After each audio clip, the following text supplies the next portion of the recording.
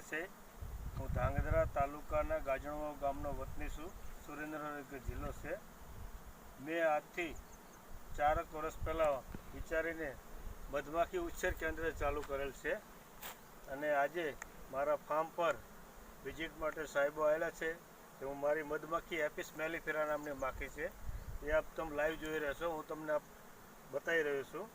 આ છે એપિસ મેલિફેરા નામની માખી અને એ લાકડાના બોક્સમાં રહેવાનું પસંદ કરે છે કે અમે આજુબાજુમાં જે ખેડૂત ભાઈઓ સારી ખેતી કરતા હોય, જે પેસ્ટિસાઇડનો યુઝ ન કરતા હોય એવી જગ્યા પસંદ કરીને અમારા મધમાખીની પેટી ત્યાં માઇગ્રેશન કરીને મૂકવી છે। અને જેમ કે અજમાની વાડી હોય તો અજમાનું મધ અમે મેળવીએ છીએ, તલની વાડી હોય ત્યાં મૂક્યો હોય તો જેમ અલગ અલગ ફ્લોરાથી અલગ અલગ મધ મળે છે। આપ જોઈ રહ્યા છો લાઈવ મધમાખી ફાર્મ પર, જ્યાં લાકડાના બોક્સમાં મધમાખી છે। અને ભરતભાઈ, આપને આ વિષયનું જે મધમાખી ઉછેર કેન્દ્રનો વિચાર ક્યાંથી આવ્યો? શરૂઆતમાં મારે ફેબ્રિકેશનનું કામ હતું। હાજી। પછી આંખના પ્રોબ્લેમથી મને કંઈક નવીન કરવાનો પહેલેથી ભાવ ખરો, એટલે મધમાખીનો વિચાર આવ્યો। પછી મધમાખીની જોયું, 6 મહિના જોયું। ખાદીગ્રામ ઉદ્યોગ ભવન અમદાવાદથી ટ્રેનિંગ પણ લીધેલી। બરાબર। લીધા પછી 10 પેટી અહીંયાથી મળેલી, 10 પેટીથી ચાલુ કરેલું।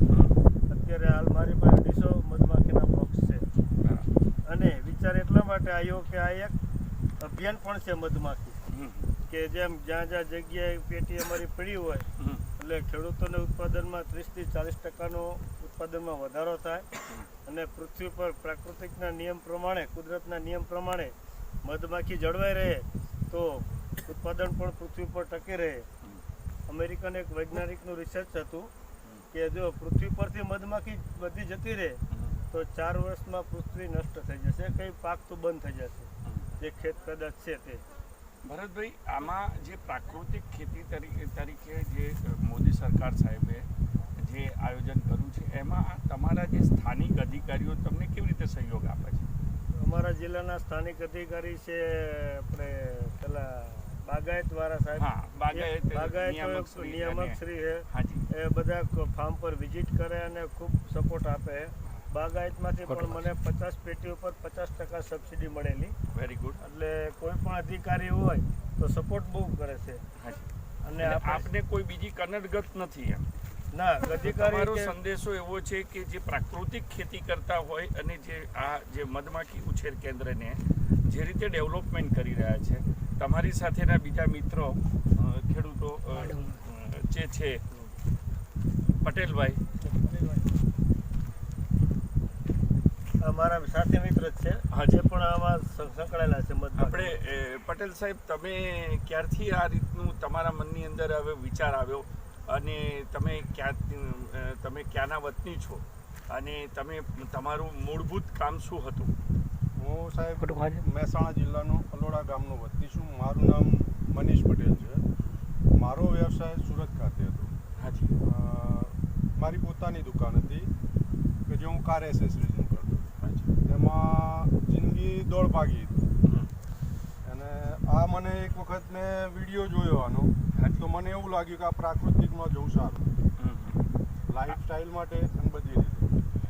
આ પ્રાકૃતિક ખેતી કરવાથી તમારો જે મૂળભૂત હેતુ છે એ શું છે અત્યારે, અને તમે શું સંદેશો આપવા માંગો છો તમારા જેવા યુવાનોને? આ પ્રાકૃતિકમાં જવાથી એક પોતાની લાઈફસ્ટાઈલ સારી રહે, બીજું કે લોકોને આપણે મદદ કરી શકીએ, આનાથી ખેડૂતોનો મોટો ફાયદો થાય, પ્રકૃતિ સારી રહે આનાથી। ભરતભાઈ, તમારો આમની અંદર જે પ્રાકૃતિક ખેતી કરીને આવા જે ખેતી તમે આટલા સમયથી સંકળાયેલા છો અને જે ગુજરાતની અંદર તમારા જેવા યુવાનોને, એવી રીતે હું વલસાડ જઉં છું, નવસારી જઉં છું, તો દરેક વ્યક્તિઓનું મોટિવેશન ઘણું મોટું થઈ શકે।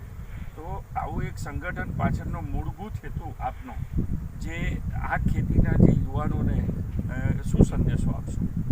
Thank you. અને હું ચોક્કસ જણાવું કે જો અત્યારના યુવાનો જો પ્રાકૃતિક ખેતી તરફ વળશે તો પૃથ્વી પર નેચરલ વસ્તુ ખાવા મળશે ને રોગ પ્રતિકારક શક્તિ વધશે.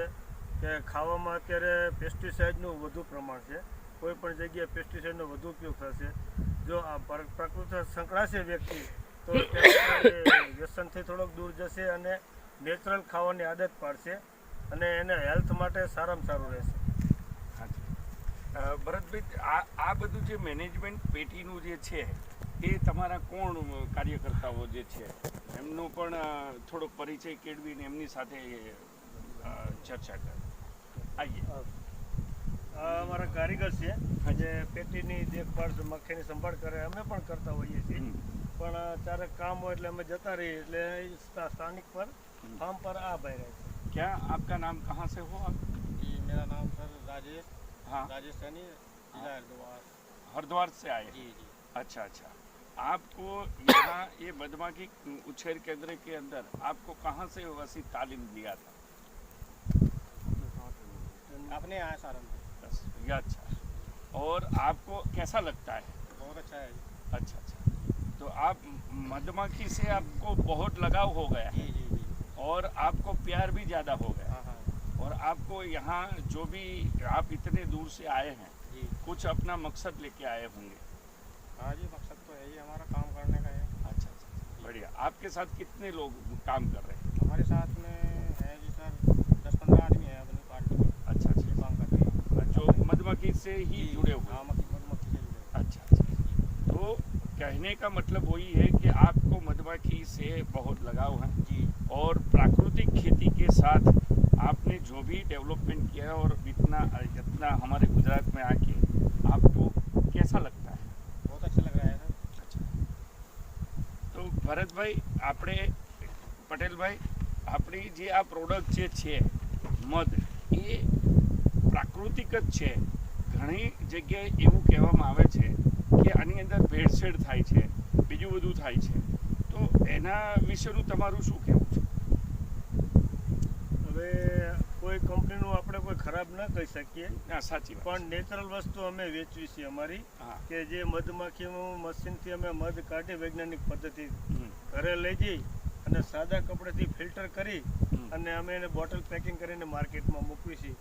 પણ જે વ્યક્તિ મારું મધ એક વખત ખાય હમ. એ 100% પાછો આવી ગેરંટી હું આપું છું. કારણ કે બીજાનું કોઈ કંપનીનું ખરાબ બોલવું એ મારા માટે ના, સાચું આપણે નથી. બરાબર છે. પટેલભાઈ, ભરતભાઈ, આપનો ખૂબ ખૂબ આભાર.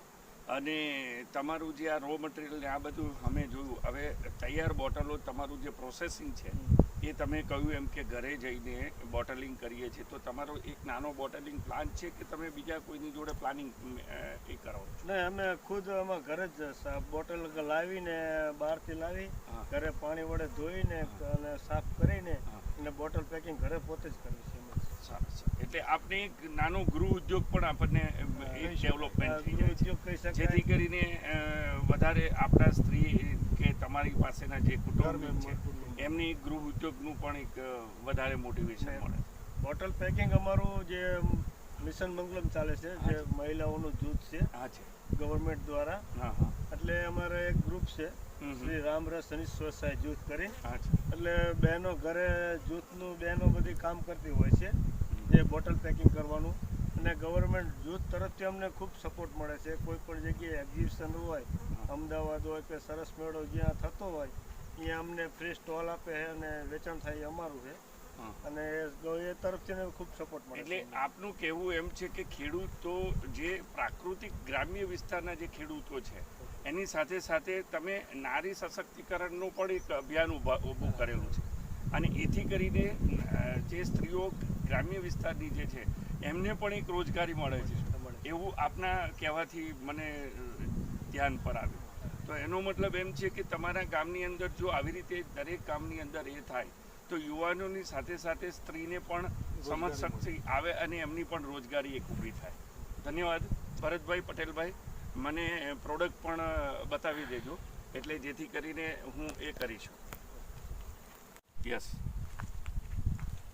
ભરતભાઈ, તમારું આ જે પેકિંગ છે એ કેટલા ગ્રામથી લઈને કેટલા ગ્રામ સુધી, અને બજાર કરતાં પણ આપણને જે પ્રાકૃતિક મટીરિયલ મળે છે એમાં શું ફેર હોઈ શકે છે એ આપ ધ્યાન દો. તમારું પેકિંગ 150 ગ્રામની બોટલમાં છે, 250ની અને 500 ગ્રામની છે. પણ અમારું તમને એક ચોક્કસ જણાવી દઉં કે આ નેચરલ મધ છે. તમે ઘણા બધા મધ જોયા હશે, ખાધા હશે.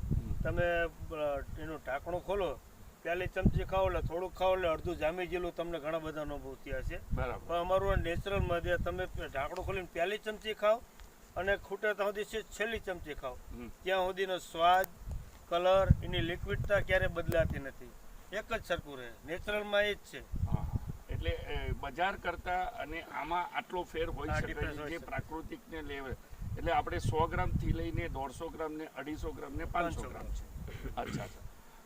પટેલભાઈ, તમે કયા નામથી તમે હમણાં જે અંદર આવ્યા છો, તો તમે પણ આ રો મટીરિયલ ભેગું કરીને તમે આવી સંસ્થા સાથે ડેવલપમેન્ટ કરીને તમારો જે મૂળભૂત હેતુ છે કે નારી સંરક્ષણ, નારીને રોજગારી આપવી, યુવાનોને રોજગારી આપવી અને એ વ્યક્તિઓની સાથે જે ડેવલપમેન્ટ કરી રહ્યા છે એનો આપ લોકોનો ખૂબ ખૂબ આભાર. અને એક આવા અંતરિયાળ ગામડાઓની અંદર પણ તમે આટલું સુરત શહેરમાંથી અહીંયા આગળ આવી અને તમે એક આ અભિયાન ભરતભાઈ સાથે મળીને તમે જો આ કરશો તો ચોક્કસ આપણા સરકારશ્રીનો પણ એક હેતુ અને આ પૃથ્વી ઉપરનો જે કંઈ હેતુ છે એ આપણે અભિગમ વધારે સુસંગઠિત કરી શકીશું. ખૂબ ખૂબ આભાર. હવે ખેડૂતને એક સંદેશ આપવા હા, ભરતભાઈ, તમે ખેડૂતોને આ વિશેનો શું સંદેશો આપી શકો? हिंदी में पण मैंने कहजो कि जेथी करीने ऑल ओवर गुजरात के अंदर हमारा ये वीडियो जा रहा है, तो इसीलिए पूरे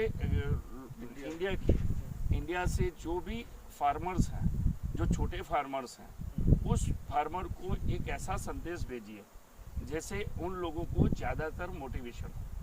अच्छा, जैसे प्रधानमंत्री का सूचन है खेती में दोगुनी उत्पादन करने, आवक करने का. हाँ. जो किसान भाइयों मधुमक्खी जो अपने फार्म पर लगाते हैं तो एक तो हनी पाता है और दूसरा फसल में भी 30 से 40% ज़्यादा बढ़ोतरी होती है.